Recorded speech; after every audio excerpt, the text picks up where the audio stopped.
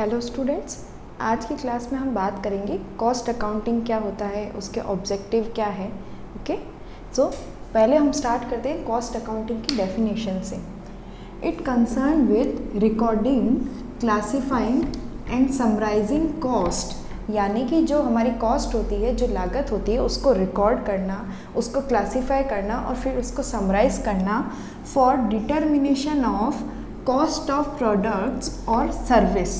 यानी कि कॉस्ट आपके प्रोडक्ट की भी हो सकती है, सर्विस की भी हो सकती है। प्रोडक्ट जैसे आप कोई पर्टिकुलर प्रोडक्ट मैन्युफैक्चर कर सकते हैं तो उसकी कॉस्ट, और सर्विसेज जैसे कि हॉस्पिटल सर्विसेज, होटल सर्विसेज, जो भी सर्विसेज होती है उनकी कॉस्ट के डिटर्मिनेशन के लिए planning, controlling and reducing such cost and furnishing the information to management for decision making. यानी आपकी कॉस्ट अकाउंटिंग क्या हो गया? कॉस्ट अकाउंटिंग का मतलब होता है आपकी कॉस्ट को रिकॉर्ड करना, क्लासीफाई करना, समराइज करना डिटर्मिनेशन के लिए प्रोडक्ट और सर्विसेज की कॉस्ट को, और फिर उसको इस तरह से क्लासीफाई करना, और अगर उसके रिडक्शन की ज़रूरत है तो उसको रिड्यूस करना, और फिर उसको मैनेजमेंट तक पहुंचाना डिसीज़न बनाने के लिए, डिसीज़न मेकिंग के लिए। ये होते हैं आपकी कॉस्ट अकाउंटिंग। फिर हम बात करते हैं ऑब्जेक्टिव्स क्या क्या होते हैं कॉस्ट अकाउंटिंग के। सबसे पहले आता है आपका एसरटेनमेंट ऑफ कॉस्ट, यानी कि कॉस्ट, लागत पता करना।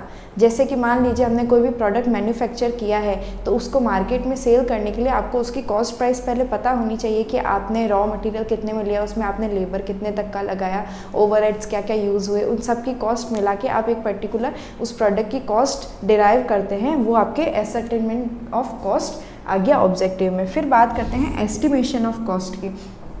जैसे हमें फ्यूचर में और भी कोई प्रोडक्ट्स बनाने वगैरह उसके साथ में, तो अगले महीने के लिए क्या कॉस्ट हमारी आएगी, हमको कितने पैसे की ज़रूरत पड़ेगी, उस प्रोडक्ट में पर्टिकुलर कितनी कॉस्ट कवर हो रही है, तो उस अकॉर्डिंग आप क्या करते हैं, कॉस्ट का एस्टिमेशन भी कर सकते हैं कॉस्ट अकाउंटिंग की हेल्प से।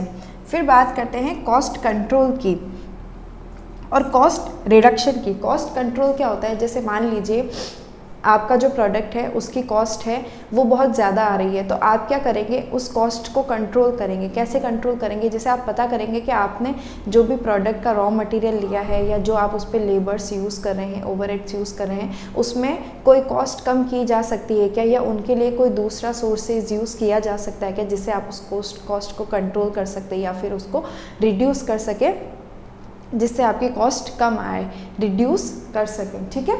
फिर बात करते हैं डिटरमाइनिंग सेलिंग प्राइस। अब सेलिंग प्राइस, आपने प्रोडक्ट तो मैन्युफैक्चर कर लिया पर उसको मार्केट में सेल आउट करने के लिए हम क्या रूल यूज़ करते हैं कि हमारी जो कॉस्ट प्राइस है कम से कम वो तो रिकवर हो जाए। तो उसके लिए हमें ये पता लगाना ज़रूरी है कि हमने जो प्रोडक्ट मैन्युफैक्चर किया उसकी कॉस्टिंग आई कितनी है, फिर उसमें कुछ फिक्स आप परसेंटेज प्रॉफिट का ऐड करके और उसको मार्केट में सेल करेंगे, जिसकी आपकी जो कॉस्ट प्राइस है वो पर्टिकुलर रिकवर हो जाए और आप एक्स्ट्रा प्रॉफिट भी कमाएँ। तो डिटरमाइनिंग सेलिंग प्राइस, यानी सेलिंग प्राइस को डिटरमाइन करने के लिए भी आपको कॉस्ट पता होनी चाहिए, तभी आप उसमें प्रॉफिट परसेंटेज ऐड करके प्रोडक्ट का सेलिंग प्राइस डिटरमाइन कर सकते हैं।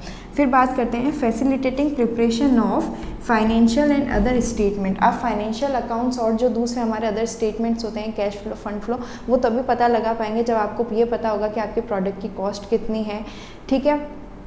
अगर आप कॉस्ट अकाउंटिंग को यूज़ करेंगे तभी आप प्रोडक्ट का कॉस्ट पता लगा पाएंगे, आप मटेरियल, लेबर, ओवरहेड्स का कॉस्ट पता लगा पाएंगे, एलिमेंट्स ऑफ कॉस्ट जो भी होते हैं, उससे आपको फैसिलिटेशन मिलेगा आपको कि आप फाइनेंशियल और जो दूसरे स्टेटमेंट्स होते हैं वो बना सकते हैं। तो आपके ऑब्जेक्टिव्स क्या क्या हो गए?